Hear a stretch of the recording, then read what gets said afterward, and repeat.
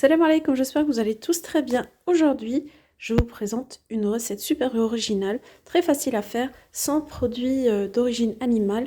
C'est vraiment un pur délice. Là, j'ai 400 grammes de pâtes de dattes. Soit vous les préparez par vous-même, en fait, vous prenez des dattes, vous enlevez le noyau et vous les faites cuire à la vapeur en les découpant en petits morceaux.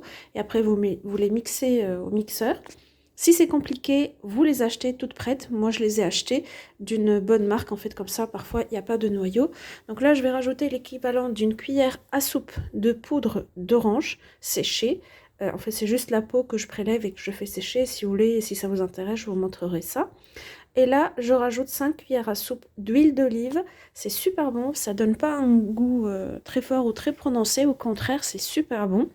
Si vous n'avez pas en fait de la poudre d'orange séchée, vous pouvez utiliser de la cannelle, vous pouvez utiliser des clous de girofle en poudre, en fait, toutes sortes de comment dire, d'arômes en fait naturels. Là, je vais rajouter donc 50 grammes de sésame. C'est des sésames qui sont déjà grillés. Vous pouvez les acheter en fait les toutes blanches. Vous les faites griller un peu au four. Sinon, vous les achetez déjà grillées. Sauf qu'en fait, moi, je préfère les blanches et les faire griller moi-même. Comme ça, je suis sûre qu'il n'y a pas, parce que parfois, il y a des petits cailloux. Donc là, je vais mixer le tout. Si vous sentez que la pâte est trop sèche, vous rajoutez de l'huile d'olive en fait. J'ai pas mis d'autres liquides comme de l'eau de fleur d'oranger pour une plus longue conservation, mais je peux vous dire que sincèrement ça s'est pas conservé super longtemps, on les a mangés super vite. Donc là j'essaye d'attendrir la pâte parce que parfois c'est un peu sec. La pâte de date se congèle sans aucun problème, mais bon, après décongélation, c'est conseillé de la manger rapidement quand même, sinon vous la laissez à température ambiante dans un sac fermé hermétiquement. Là, je continue de bien malaxer. Vous pouvez remplacer les sésames par de la poudre d'amande, de la poudre de noisette, des pistaches, vraiment ce que vous voulez. Et les sésames, donc là, moi j'ai rajouté un tout petit peu d'huile d'olive. Pour les sésames, comme je vous ai dit, en fait, c'est super bon. C'est riche avec plein d'oligo-aliments. Donc, c'est vraiment très bon pour la santé. Pareil, les dattes, en fait, c'est sucré. Je rajoute pas de sucre. Je laisse avec le sucre naturel des dattes. Vous voyez, la pâte, elle a cette texture. Elle se travaille facilement. Elle n'est pas trop collante. Et elle est suffisamment souple pour pouvoir la travailler. Si elle est trop souple, comme je vous ai dit, vous essayez de suivre doucement avec l'huile d'olive. Là, je vais faire façonner des petites boules et je vais rajouter des petites choses. Donc là, moi, j'ai choisi des noix et des amandes. Pareil, je les ai fait sécher un peu au four pour éviter un peu d'humidité. En fait, ce que vous allez mettre dedans, vous pouvez tout simplement ne rien mettre. Vous pouvez juste faire des boules comme ça avec les sésames et c'est tout. Sinon, vous pouvez rajouter des noix, comme je dis, des noisettes, toutes sortes en fait de fruits secs. Ça donne de l'énergie, c'est super bon pour la santé.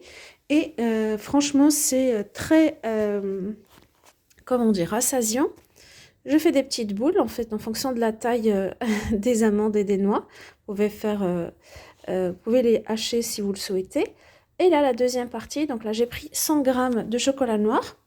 J'ai choisi personnellement du chocolat noir. Vous pouvez choisir du chocolat au lait, mais bon, quand je dis, moi, j'ai pas de... En fait, c'est 100% des produits où il n'y a pas de produits d'origine animale. Donc là, c'est du cacao, du chocolat à base de cacao, donc à 70%. Et j'ai vérifié, il n'y avait pas de beurre. Pour ceux qui souhaitent, en fait, je peux vous mettre la marque en commentaire. Là, je vais faire fondre le chocolat au bain-marie.